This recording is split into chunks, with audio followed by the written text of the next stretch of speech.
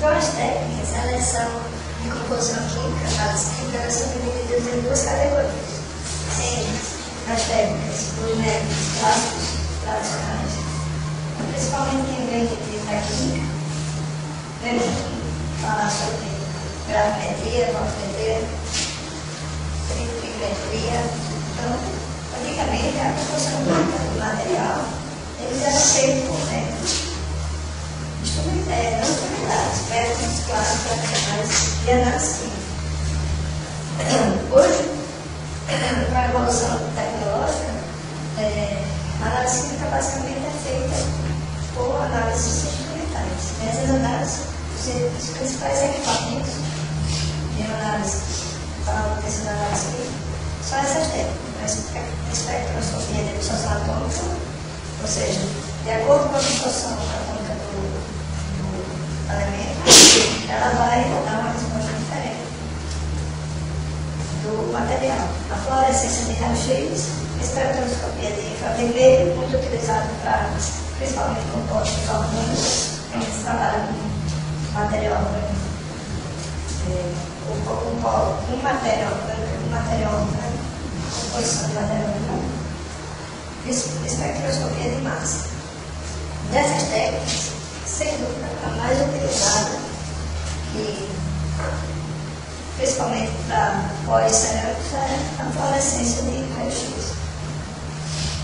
Então, aqui no laboratório, a gente tem um equipamento de fluorescência de raio-x, que é um dos equipamentos mais utilizados, porque a composição química do pó, a composição química do material, é de fundamental importância para ter resposta das propriedades do material.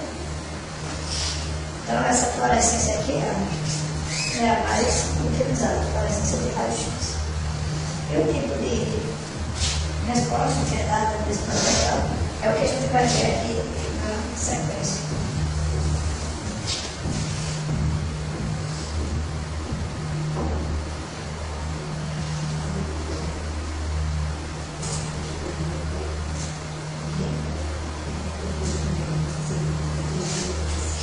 A gravimetria, ela determina a composição química do material através da massa, né? Métodos gravimétricos, da massa do material. Então, todos eles são utilizados reagentes que fazem com que o material reaja ou não para determinada composição. Então, a fluorescência de raio-x, vocês vão familiarizando com a fluorescência que tem essa sigla FRX. Ela é um método de resposta bastante rápida que o equipamento. Você faz, nosso equipamento aqui, ele faz 8 análises químicas, 8 análises, pode fazer simultâneo, 8 análises. Em tempo de aproximadamente 20 minutos. Então, é uma resposta muito rápida para a composição química. O equipamento é um equipamento caro, bastante caro, mas tem essa vantagem. E os elementos, eles podem ser apresentados de duas maneiras. Eles podem apresentar apenas o percentual dos elementos maiores, em maiores quantidades, na forma de óxidos, ou apenas o próprio silício. Então, ele não vai considerar fazer uma proporção estequiométrica com nenhum elemento. Ele pode dar o teor de silício, pode dar o teor de alumínio, de ferro, sem fazer relações estequiométricas. Mas o mais comum é a apresentação de uma fluorescência de raio-x, de análise de raio-x na forma de óxido, publicado o oxigênio. Então, o que vai ter é a composição de SiO2, H2O3, Fe2O3. Então, é a maneira mais provável que o oxigênio está ligado àquele elemento. No entanto, ele não vai diferenciar. Ele vai dizer que tem material tem ferro, mas ele vai diferenciar o tipo de ferro que o material tem. Se é ferro, o ferro 2 ou ferro 3, como esse ferro está ligado. Então, ele vai dar, vai dizer apenas que o material é velho, mas não mostra o tipo de ligação do ferro. Então, para isso, existem outras técnicas. A espectroscopia de Rosa-Bauer é uma das mais utilizadas. Quem for trabalhar com o ferro como problema na fabricação do processamento do material, possivelmente vai ter que utilizar alguma técnica complementar para saber como esse ferro está ligado, associado, e esse ferro é influenciado no processamento do material.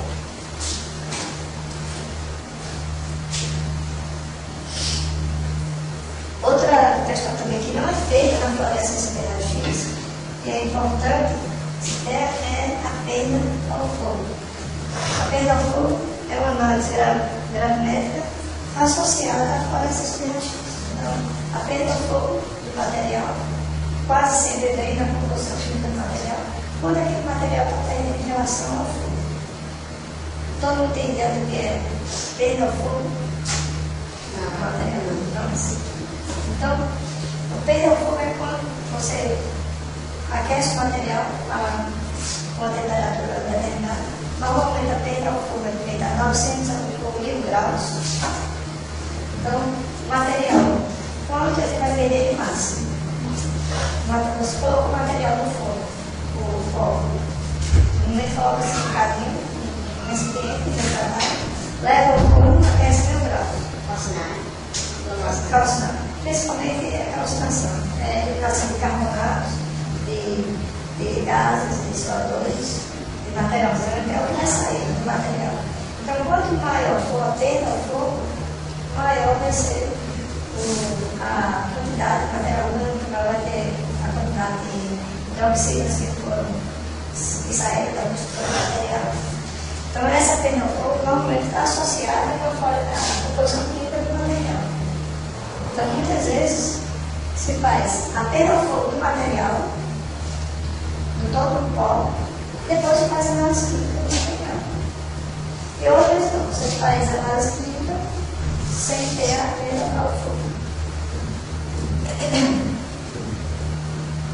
Então, na tabela de fluorescência de raio-x, você vai ter lá a perda ao fogo do material e a composição química do material. Então, nessa situação, o material é feito a análise química e depois foi perda ao fogo. Foi primeiro calcinado o material, foi levado ao fogo e depois foi feita a análise química do material.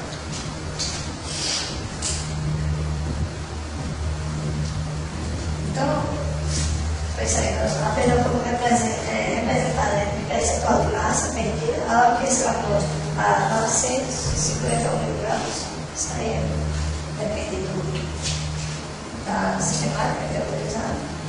E no processo, o que são eliminados com a perda ao fogo são elementos isolados, água, estrutura, material orgânico, gás carbônico e compostos como o CO3, a base de enxofre.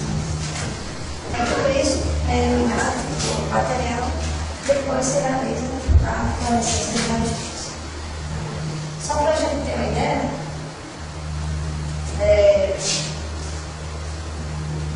um dos materiais que tem maior perda ao fogo são os carbonatos. Então, a calcita, que ela tem essa relação característica do carbonato de cálcio, a 850 graus, ela vai eliminar o gás carbônico e vai ficar o óxido de cálcio no material. Então, a calcita, os carbonatos em geral, tem uma perda de fogo bem alta em relação aos outros elementos. O quartzo, que é, quanto mais puro for o quartzo, mais silício que vai ter na composição do quartzo. Então, quanto mais puro for o quartzo, menor vai ser a perda ao fogo. Então, tem quartzo que tem perda ao fogo praticamente zero. Devido exatamente a ele não ter essas chamadas de impurezas adicionais. Certo? Então, a partir de agora, a gente vai ver composições químicas específicas de matérias-primas certas. Por que eu não fiz isso com relação às propriedades físicas? Porque isso não tem como determinar propriedades físicas do material relacionadas com sem saber o tipo de síntese, o tipo de material que está sendo processado. Aqui a composição química que a gente tem. Componentes aí. A perda do fogo da calcita é nessa faixa de 44%. Então a diferença bem significativa quando se tem, quando se trabalha com materiais que são voláteis que vão se decompor, com material que não tem base mental é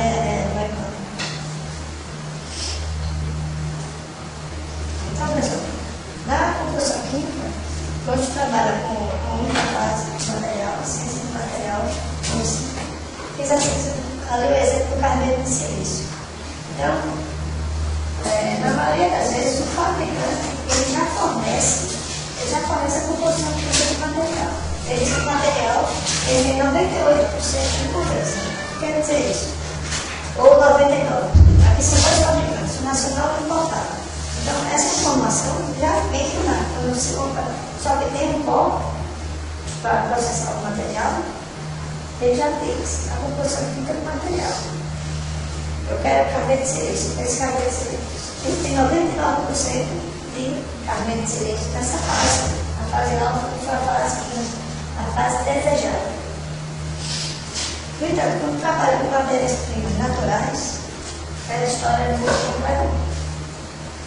Matérias-primas sintéticas, elas vão ter uma composição química, uma pureza relevada, como a gente vem falando. Então, o teor, a composição química do matéria-prima sintética é bem precisa, bem exata. Quando se trabalha com matérias-primas naturais, a composição química vai diminuir completamente. Então, aqui, só para a gente fazer uma comparação das principais matérias-primas naturais, eu vou apresentar composições químicas. Nesse primeiro caso aqui são viajeiras. Então, essa referência aqui é um livro espanhol que mostra diferentes argeiras da Espanha, em locais da Espanha, que tem essa denominação em relação à composição química do material. Então, aqui são os principais elementos que contém cada argila. Essa argila primeira aqui, Moró, vai ter uma quantidade de silício na faixa de 60%. E assim sucessivamente. E essa outra aqui é a perda ao fogo, que em espanhol é perda por oxidação. Né? Então, à medida que você pode observar que tem variações. Só para a gente fazer uma comparação com aquilo que eu falei, vamos fazer aqui, olhando para o silício, certo? O silício e a quantidade de óxido de cálcio em relação ao perda ao fogo. Então, se a gente for olhar aqui, a maior perda ao fogo do material são desses dois números aqui praticamente iguais, que é a perda ao fogo de 21%. Então, se a gente for olhar aqui o teor de cálcio aqui, ele é bem maior. Então, por isso que quanto maior a quantidade de carbonatos, principalmente esses materiais aqui, óxido de cálcio, magnésio, maior vai ser essa perda no fogo do material. Então, a composição química do material é importante para ser processado o material. E essas variações, por exemplo, eu quero trabalhar com um material que tenha uma maior quantidade de óxido de alumínio. Eu faço a minha análise, tenho uma lista de material, e no caso aí de argila, eu vou escolher a que tem um maior percentual de argila. Então, seria essa argila, esse material, essa argila legal. Óxido fundente. A composição química do material, ele vai dar resposta. Lembra lá no início das primeiras aulas a gente falou de fundência e refratariedade. Na composição química vai apontar que o material tem ou não elementos fundentes. Então, o cálcio, o magnésio, o óxido de cálcio, principalmente esse óxido de sódio, óxido de potássio, são os principais elementos fundentes. Então, quanto maior for a quantidade desses elementos, mais fundência vai ter no material. Então, aqui praticamente é a mesma faixa, mas esse aqui, Esse aqui, essa velar aqui, ó, está com uma quantidade. Então, eu teria que fazer um somatório desses elementos para ver qual seria o que tem mais elementos por isso.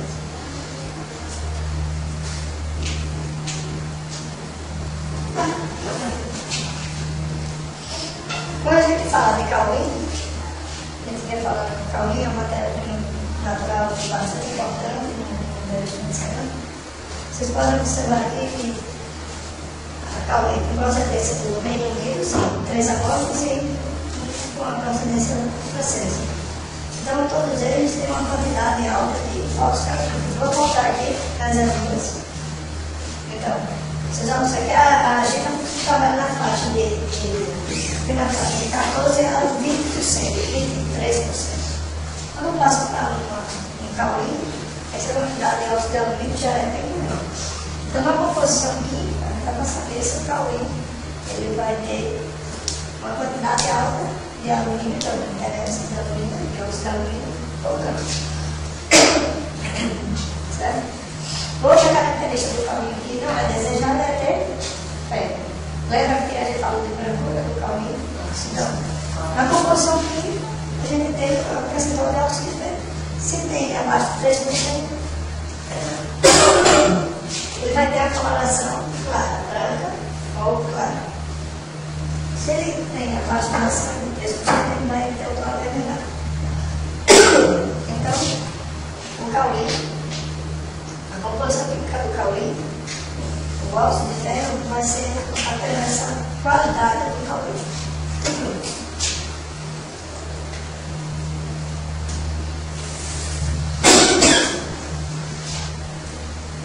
O talco trabalha com leite. Então, na argila, a gente tem óxidos de leite na argila. Óxido de magnésio, óxido de sódio, potássio. Então, se a gente olhar aqui a quantidade de óxido desses elementos, no caso do talco, que é um fundente, que tem o óxido de magnésio e para aumentar. Então, quanto maior for a quantidade de óxido de magnésio, mais fundente vai ser o talco. A composição básica do Cauim é essa que a gente tem aqui. Claro que, como se trata de matérias naturais, tem várias coisas. Certo, pessoal? Quartos, carbonatos, então, os carbonatos. Então, a questão da alta perda de fogo, os carbonatos, está bem evidente. Aí tem o baixo também de silício e alumínio, diferente dos outros materiais. E aqui o quartzo, a composição química do quartzo. Então, a pureza desse quartzo aqui é bem considerável. E a quantidade de pigmento ao fogo do material dele. Esse aqui, como tem uma quantidade menor desse silício, como se no quartzo de estrutura, vai ter uma quantidade de material maior. E aí os outros elementos também, entradas bem pequenas. Então, é difícil a gente afirmar, mas para matérias naturais, talvez a composição química do material tenha mais respostas que a composição química do material sintético. A composição química do material sintético praticamente comprova se a síntese foi realizada, a teoria do material foi realizada e a pureza. A composição química de matérias naturais já dá mais resposta. Relação à fundência, refratariedade, se o material vai ter peito, vai ter ação de gases. Então, a composição química de matérias naturais é quase necessário, quase sempre se fazer. Certo? Estrutura cristalina e composição de faixa. Então,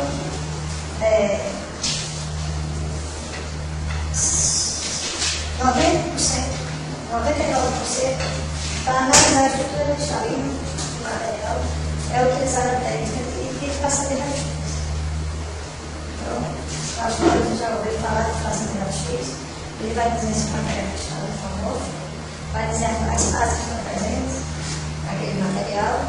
vai se indexar, vai dizer os índices primeiros do pico, vai dizer se o pico, o alargamento do pico vai ter resposta desse alargamento, se o pico é estreito ou largo, é uma característica do X.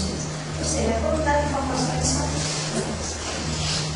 aqui a gente está sendo analisado é o seguinte, a gente tem uma matéria-prima, um pó, um determinado pó, que foi submetido à elevação da temperatura. Então, é o que o pó vai ser sintetizado. Então, ele sai de uma temperatura que não é ambiente, que é 200 graus, mas é uma temperatura dele convertida. O pó no seu estado inicial, ele tinha esse comportamento aqui em relação à deflação. Ele vai ter picos que vão ser característicos de cada grupo estrutural. Então, aqui a gente poderia caracterizar esse material, apenas esse material aqui, no seu estado inicial.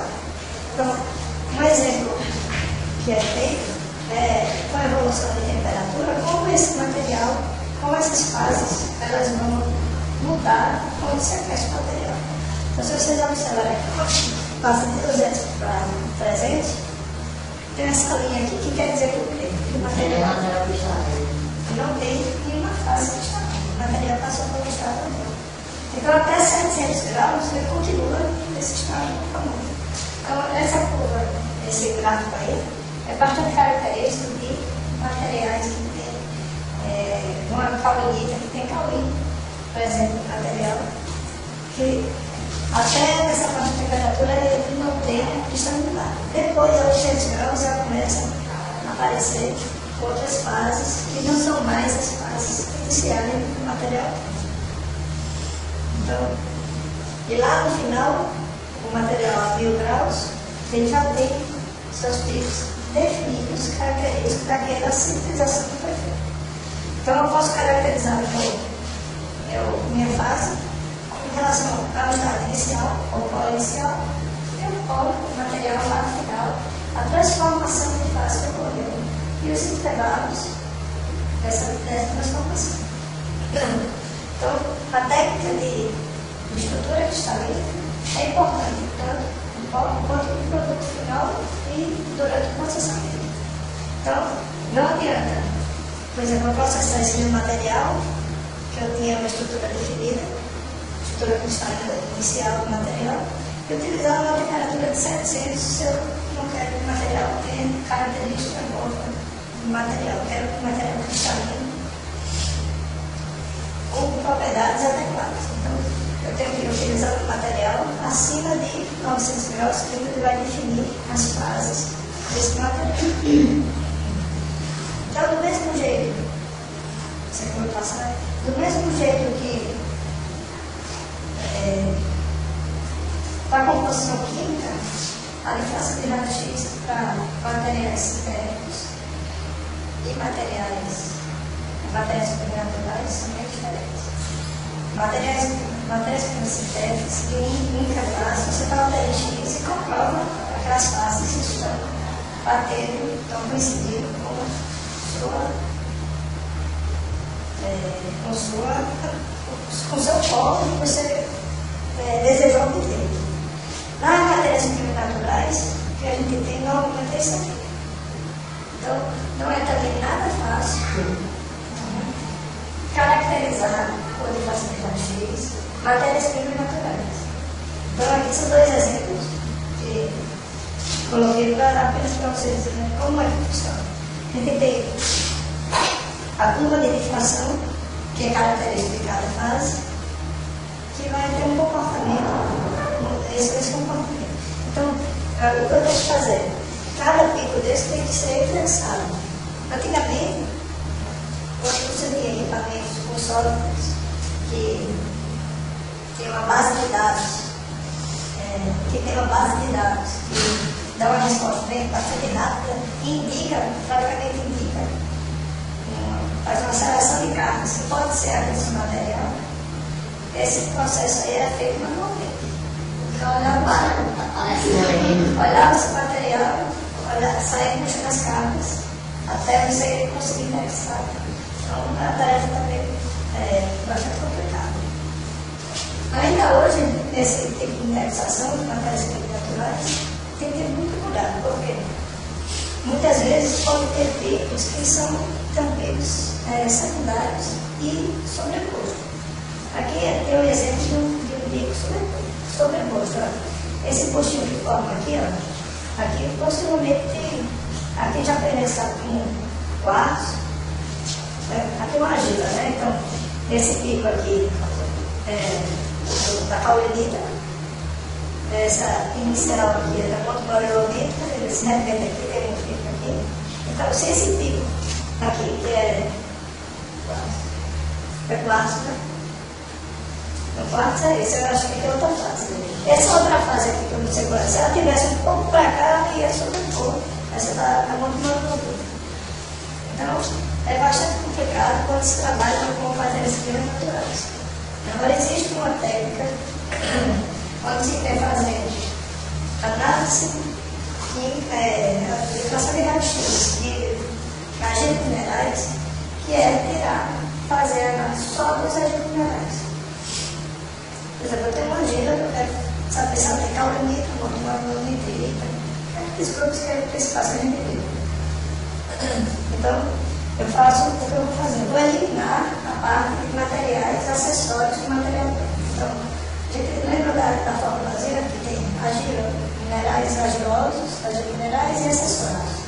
Então, essa parte de acessórios, quartzo, feldspar, carbonato, tenta eliminar para ficar um material o máximo possível de agentes minerais.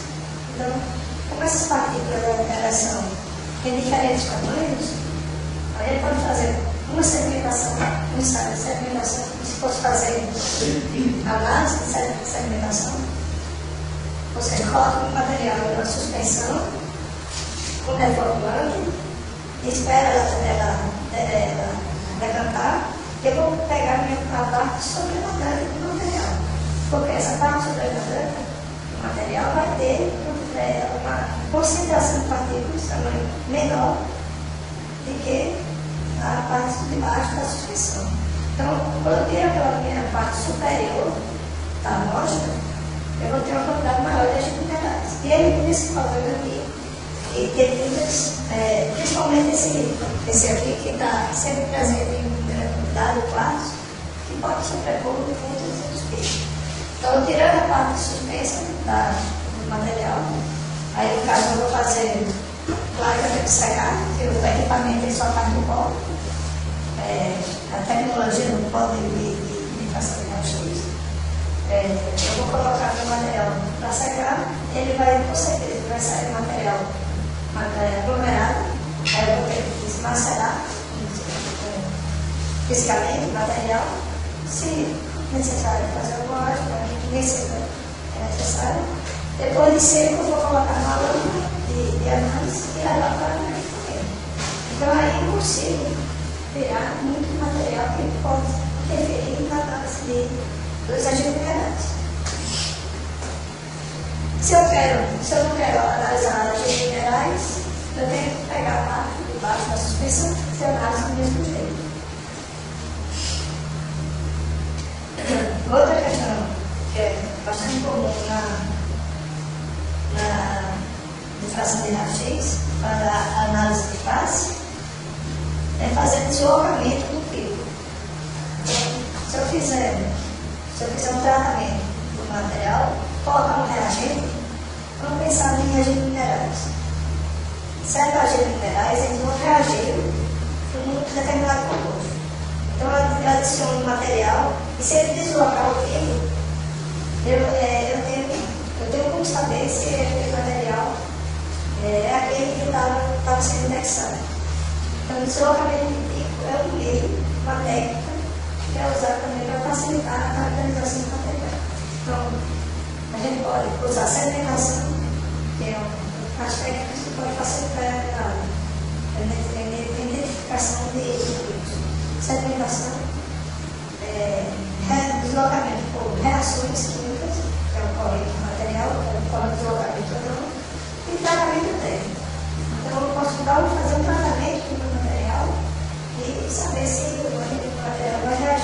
temperatura, vai haver um deslocamento ou não do vidro. É muito comum, no caso desse tratamento, quando trabalha com partículas, no caso dos agentes visuais. Ok. Então, pessoal, eu acho que por isso a gente fecha essa parte, dessa primeira parte do curso, de produção, processamento, parte de manutenção do corpo.